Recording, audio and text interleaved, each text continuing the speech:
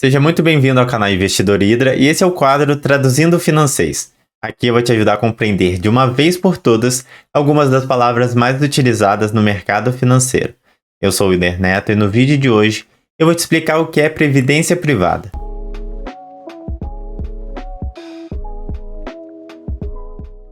Vamos começar o vídeo entendendo a importância de você complementar sua aposentadoria pública. Para quem não sabe, o INSS funciona da seguinte forma. Você paga, você contribui agora para bancar as pessoas que já estão aposentadas. Tá? Você não paga o INSS todos os meses para usufruir lá na frente. Então, o que vai acontecer? Lá na frente, quando você estiver aposentado, as próximas gerações, as pessoas que vão estar trabalhando e contribuindo para o INSS, vão estar bancando a sua aposentadoria. E qual que é o BO? O que está preocupando as pessoas? É que lá na frente pode ser que a conta não feche. A quantidade de pessoas que estão contribuindo, que estão pagando, vão ser cada vez menores, porque lá atrás os nossos avós tinham 8, 5 filhos e atualmente as gerações estão pensando em ter 1, 2 ou até nenhum filho. E no longo prazo, essa base contribuinte, as pessoas que estão pagando o INSS vai ficar cada vez menor e em paralelo as pessoas foram começando a ter uma expectativa de vida cada vez maior. Então lá atrás, se a pessoa com 60 anos já era considerada velha e ficava pouco tempo aposentada, usufruindo do INSS, agora a gente encontra cada vez mais pessoas com 80, 90, até 100 anos. E qual que é o impacto? Você tem cada vez menos pessoas pagando o INSS, então a gente está arrecadando cada vez menos dinheiro para bancar uma parcela cada vez maior de idosos, de pessoas aposentadas, que também vão passar mais tempo usufruindo do INSS. Então, eles vão ficar lá de 65 anos até 100 anos, por exemplo, recebendo essa renda. E eu vou mostrar um site que eu encontrei no Google que eu achei bem interessante, que mostra a evolução dessa pirâmide etária. Aqui a gente tem dados passados, históricos, tá? Desde 1950, e tem projeções futuras também. Tá? Como é que funciona essa pirâmide etária? Eles dividem entre masculino e feminino, tá? Então, o lado esquerdo azul aqui e o feminino, lado direito rosa. Eles dividem o gráfico em faixas etárias, tá? Então, de 0 a 4 anos, de 10 a 14, de 45 a 49, até chegar aqui acima de 100 anos. E eles vão mostrando quantos por cento da população, no gênero masculino e feminino, estavam dentro dessa faixa etária. Aí você percebe que lá em 1950, a base da pirâmide era grande, era mais larga, ou seja, tinha bastante gente jovem. As pessoas acima aqui, de 65 anos, era exceção, 0,4%, 0,1%, e lá para acima de 90 anos já era praticamente zero o percentual. E qual que é o impacto disso aqui na aposentadoria? A gente tem muita gente contribuindo, tem dinheiro de sobra para bancar esses aposentados. E conforme foi evoluindo, que eu vou mostrar nos anos 2000, olha só o que já aconteceu com a pirâmide. Olha como é que vai afunilando aqui embaixo, vai ficando cada vez menor a base da pirâmide, aumentando os percentuais aqui, acima de 65 anos, tá? Aumentando a expectativa de vida. Se a gente for aqui para 2020, a pirâmide está mudando cada vez mais. Se eu for jogar lá na frente, pegar projeções futuras, 2050, olha como é que está a cara da pirâmide. E se eu chegar em 2100, olha só o resultado, possível resultado, porque isso aqui é uma projeção. Além de estar diminuindo a população, você vê aqui que a curva do lado direito, ela foi crescente. E a expectativa é que chegue em algum momento que ela comece a diminuir. E essa característica, essa forma da pirâmide é muito prejudicial para como foi pensado a estrutura do nosso INSS.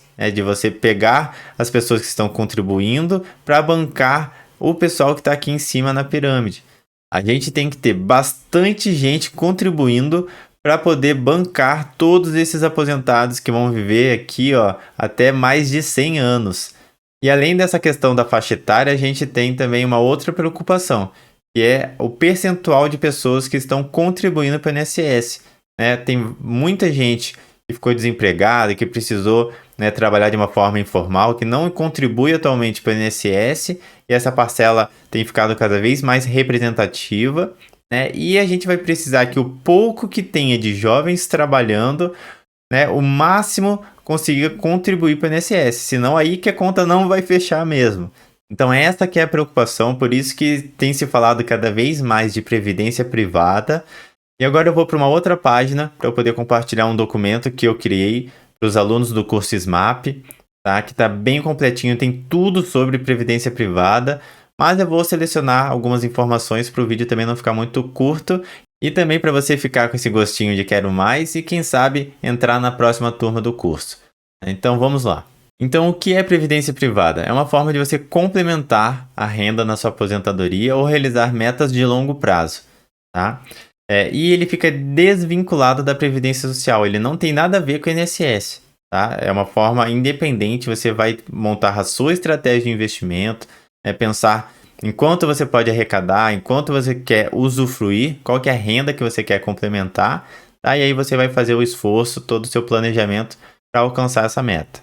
A gente tem previdência fechada, que é aquela que a empresa disponibiliza para os funcionários, que não é aberto para qualquer pessoa entrar. E a gente tem a previdência aberta, que é aquela que você encontra em corretora, em banco, tá, em demais instituições, e basta você fazer o cadastro e começar a investir. E uma coisa importante, que é inclusive o oposto de como foi pensado o INSS neste exato momento, que é você contribuir para bancar a aposentadoria de outra pessoa, aqui você acumula recursos ao longo da vida para sua própria aposentadoria, tá? Você vai usufruir. E aí lá na frente você pode fazer um resgate total ou parcial desse valor, né? Ou então pode receber uma renda todos os meses. Aí tem uma carência inicial também, você não pode resgatar sua previdência privada antes de 60 dias, tá? Justamente para usufruir, para educar a pessoa a começar a pensar cada vez mais na previdência como algo de longo prazo. E para quem é indicado, Will, é só para quem é conservador? Não. Tá? A gente tem diversos fundos de investimento dentro das previdências. Tá? Você pode ter uma previdência que investe em fundo de ações, ou só em renda fixa, ou um multimercado, né, que tem uma boa diversificação.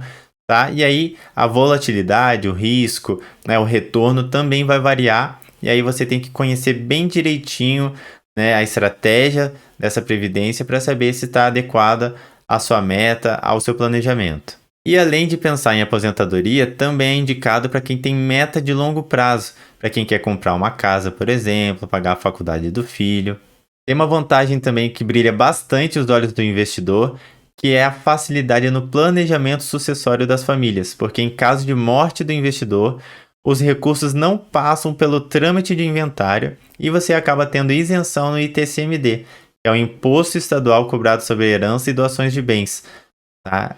Para o VGBL, isso já é de senso comum, tá? Todos os estados não cobram esse imposto para um tipo de previdência privada chamada VGBL, com V de vaca no começo, e tem alguns estados que acabam cobrando no PGBL, que é um outro tipo de previdência, né? Mas é algo aí que ainda está com bastante discussão na parte jurídica.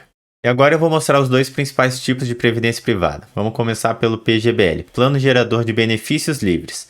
Quais são as principais características, né? O que você precisa lembrar quando você ouvir falar sobre o PGBL? É que o imposto de renda no momento do resgate, do recebimento da renda lá na frente, é calculado sobre o patrimônio total acumulado. Tá? Então essa parte é bem diferente do que você provavelmente está acostumado com outros investimentos, em que o imposto de renda incide só sobre os rendimentos. Tá? Então isso aqui é um detalhe importante que você tem que lembrar sobre o PGBL. E tem também um benefício tributário. Tá? No PGBL, você opta por não pagar imposto de renda sobre uma parte, até 12% da sua renda tributável, para você pagar lá na frente, se possível, uma tributação ainda menor. Tá? Então, eu tenho até aqui uma tabela mais resumida, com um exemplo didático, onde mostra que a pessoa tem uma renda tributável bruta anual de 100 mil, e aí você tem a possibilidade de investir até 12% da sua renda, que aqui representa 12 mil reais, num plano PGBL. Tá? Então, a base de cálculo agora vai ficar menor. Tá? Por quê? Porque o PGBL não incide imposto de renda neste exato momento. Você fica sem pagar imposto de renda sobre até 12% da sua renda tributável, tá? Então aqui, ó, a base de cálculo era 100 mil, depois com PGBL foi para 88 mil. E aí o imposto de renda a pagar, né, para quem ganha, por exemplo, mais de R$ 4.664 no mês, né, que tem essa alíquota aqui de imposto de renda de 27,5%, teria que pagar, nesse primeiro caso, R$ 27.500. Neste segundo caso, teria que pagar menos imposto de renda, ó, pagou 24.200 por causa da redução na base de cálculo. E aí você tem uma economia de imposto de renda de R$ 3.300, tá? E esses 12 mil que você tirou para investir em PGBL, além de não ter imposto de renda, e você adiar essa questão lá para o resgate ou para o recebimento da renda mensal, você ainda vai ter os juros compostos atuando até a sua aposentadoria, né? Então você tem dois benefícios bem importantes aqui, tá? Isenção do imposto de renda, você jogar lá para frente e tentar ainda ter uma alíquota menor, que eu vou mostrar os dois tipos de regimes tributários. Tá? Você pode, em vez de pagar 27% sobre esses 12 mil, pagar lá na frente, por exemplo, 10%, dependendo do tempo que você ficar investido. E você vai ter também todos os juros compostos nesse período que vai ficar investido, né, que esse 12 mil vai proporcionar para sua carteira. Tá? E tem também o VGBL, Vida Gerador de Benefícios Livre. Ele é mais parecido com os outros investimentos que você já está acostumado. Tá? O imposto de renda aqui, ele incide só sobre o rendimento, não é sobre o patrimônio total. Então aqui já vem uma diferença com o PGBL, tá? E o VGBL é a escolha mais adequada para quem opta pela declaração simplificada do imposto de renda ou é isento, tá? Ou ainda para quem faz declaração completa, mas deseja aplicar mais de 12% da sua renda tributável, podendo diversificar seus investimentos em previdência. Então, lembra que lá atrás eu disse que até 12% da sua renda valia a pena por causa daquele benefício tributário de você não incidir neste exato momento o imposto de renda?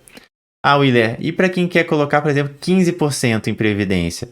Vale a pena colocar 15% no PGBL? Não, tá? Porque o que exceder dos 12% vai ter imposto de renda, tá? Então não vale a pena. Aí o que as pessoas acabam fazendo? Vai até o limite em PGBL, que é 12%, e o que passar eles colocam num VGBL. Eu vou mostrar agora o regime de tributação. A gente tem duas opções: regressivo definitivo, tá? Que quanto mais tempo você deixar investido, menos imposto de renda você vai pagar, podendo chegar até em 10%. Então, perceba nessa tabela que começa com até 2 anos, você pagando 35% de imposto de renda, chegando na última linha, que é acima de 10 anos, com um percentual de 10%.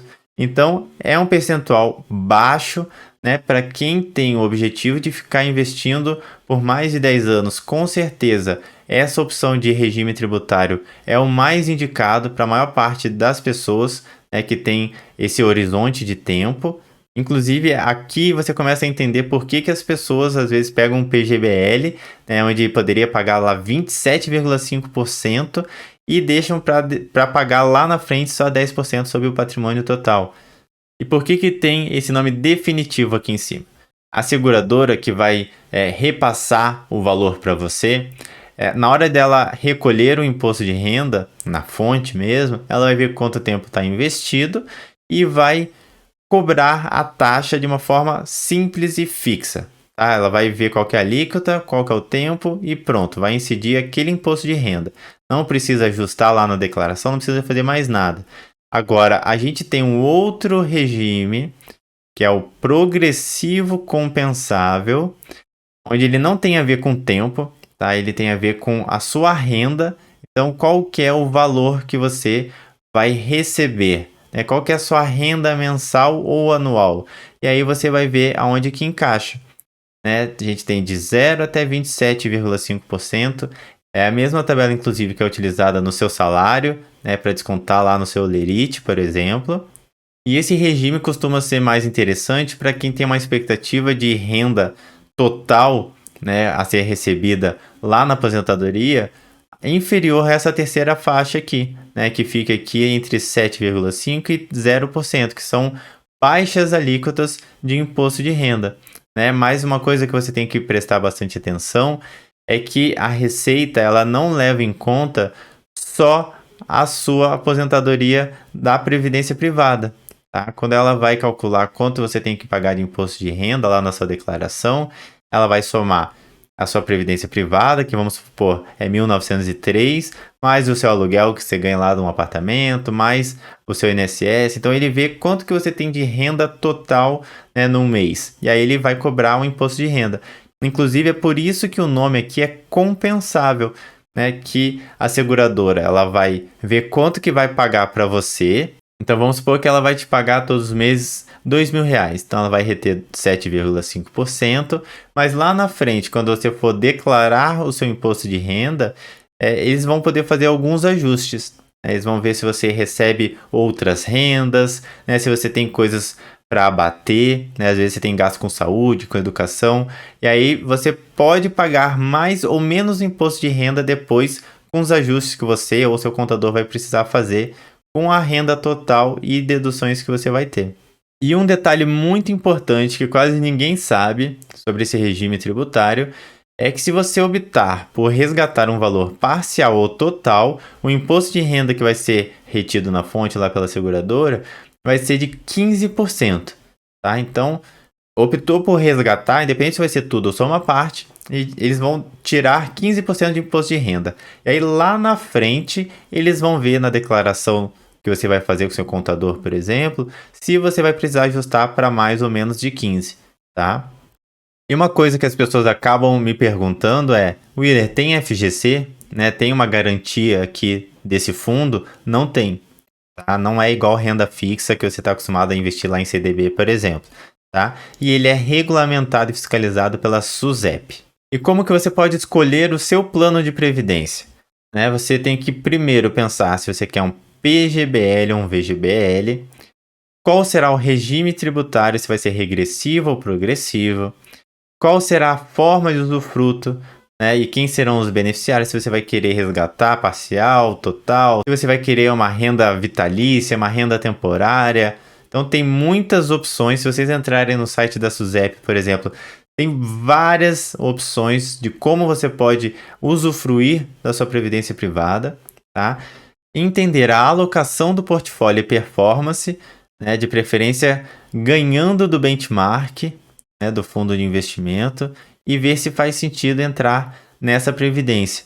Então, qual que é a estratégia? Como que eles estão diversificando? Eles investem só em renda fixa? Qual que é o risco que tem lá dentro? Quais são os fundos que eles investem? Quantos por cento eles vão alocar em renda fixa, em ações e fundos imobiliários?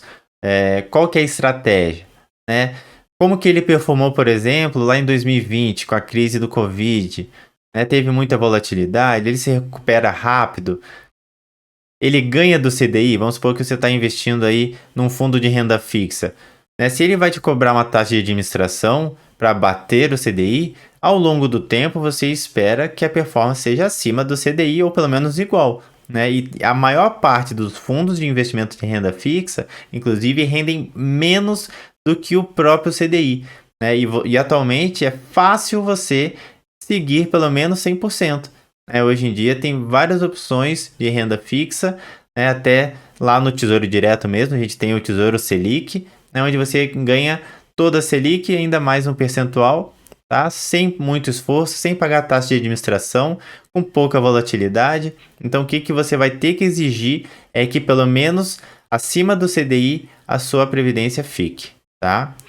E comparar rentabilidades. Você pode, inclusive, utilizar o site Mais Retorno, que é o que eu e meus alunos aqui do curso SMAP a gente acaba utilizando bastante. Entender os prazos, a aplicação mínima, a taxa. Então, você tem que ver se faz sentido para você. Às vezes, você vê que tem um fundo que é super legal, que performa bem, mas você tem que investir todos os meses no mínimo R$5.000. Então, não é para você. Ou então, tem um que é bom, mas a taxa é 3%. Aí tem um outro que é tão bom quanto, mas a taxa é 2%. Então tem que analisar essas coisas e definir quantos por cento da sua carteira você irá destinar para essa previdência, tá? Afinal, essa é mais uma opção de investimento que você vai ter, né? E você vai poder diversificar. Tá? Você não precisa pegar todo o dinheiro, desfazer todas as suas carteiras de investimento e colocar tudo em uma única previdência privada. Tá? Vamos supor que aquele fundo que você escolheu multimercado, ele está performando mal esse ano. Se você tivesse uma outra parcela do seu dinheiro, né, com um percentual, por exemplo, em renda fixa pós-fixada ou em outra previdência, com outra estratégia, você ia ser mais antifrágil, né, e ia conseguir ver uma parte dos seus investimentos subindo, né, ou performando um pouco melhor em um momento talvez mais caótico que você possa encontrar numa previdência específica. Quais são as principais taxas? A gente tem a taxa de administração, taxa de carregamento, taxa de performance e taxa de saída. Aí aqui, se você for aluno do curso, né, tem como você pode usufruir da sua previdência privada, pagamento único, mensal, renda vitalícia, temporária. Então tem várias opções, não vou tomar o tempo de vocês com isso.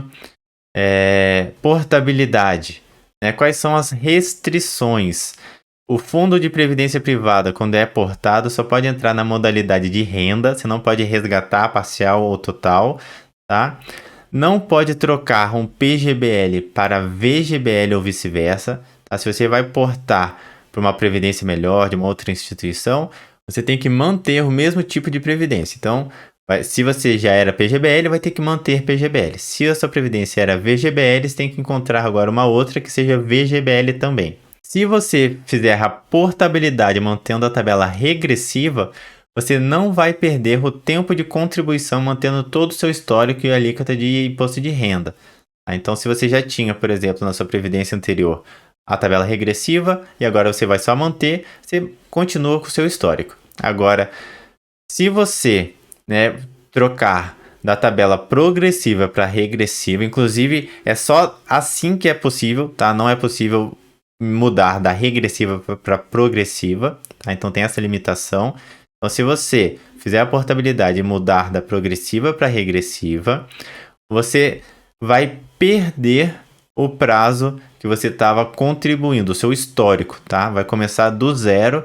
Então, você vai começar lá com a alíquota máxima da tabela regressiva. E aí, vale a pena você prestar essa atenção, né? Caso falte pouco tempo para você se aposentar, às vezes não vale a pena. O imposto que vai incidir vai ser muito grande.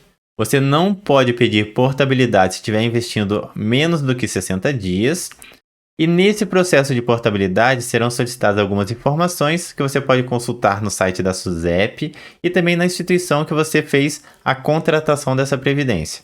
Aqui embaixo eu trouxe um tópico bem importante, que 96% dos fundos de previdência privada de renda fixa rendem menos do que o benchmark, que o CDI. Então, eu trouxe algumas informações. Se você quiser, vale a pena você pesquisar isso no Google, tá? Entender, se a sua previdência talvez não é uma dessas, tá? Inclusive, eu trouxe um exemplo bem rapidinho, prático. É esse aqui, um fundo de previdência da Caixa de renda fixa, que tem mais de 5 bilhões de patrimônio, então tem muita gente investindo aqui, tá? E tem ao longo do tempo uma rentabilidade abaixo do CDI. Praticamente o dobro que a gente teve em renda fixa. Se você tivesse investido lá no Tesouro Selic, no CDB com 100% do CDI, você ia ter conseguido o dobro praticamente do que ter colocado nessa previdência privada, tá? Então isso aqui é um absurdo, principalmente porque a taxa de administração é de 3% ao ano. Então você paga 3% todos os anos para eles conseguirem perder do CDI. Então, tem muita gente, inclusive, que está nessa situação. Então, pelo patrimônio, a gente vê que não é um fundo pequeno. E isso aqui, lembrando, não é exceção, tá? É a grande maioria, tá? Porque as pessoas costumavam colocar em grandes bancos, deixar de uma forma conservadora, em previdências de renda fixa. Mas o próprio título que eu trouxe aqui nesse tópico já mostra, 96%. Então, preste atenção, analise, faça comparações e veja se você não precisa talvez fazer uma portabilidade na sua previdência. E se você não investe, pelo menos não entre, não faça parte desses 96%. Então é isso, pessoal. Eu tentei trazer aqui algumas informações importantes sobre previdência privada. Espero que vocês tenham gostado. Trouxe de uma forma mais resumida, Sei que o vídeo acabou ficando um pouco mais longo, mas acreditem, previdência privada tem muita informação, tem muita coisa importante que você precisa estudar sobre previdência privada.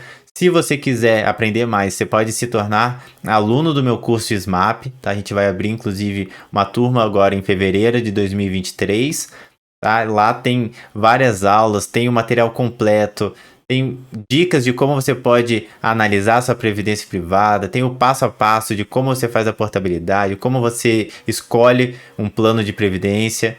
alguns cuidados que você tem que ter, mas não dá para trazer tudo isso em um único vídeo aqui no YouTube. E se você gostou do conteúdo, deixa aqui embaixo, né, o que você achou, se você já investe em previdência privada, qual tipo, qual regime tributário, né, se você pensa em fazer a portabilidade, e deixe o seu like, se inscreva no canal para não perder nenhum vídeo. Me siga também no Instagram, porque lá eu faço postagens diárias sobre educação financeira e investimento. Muito obrigado pela sua presença até aqui e até a próxima.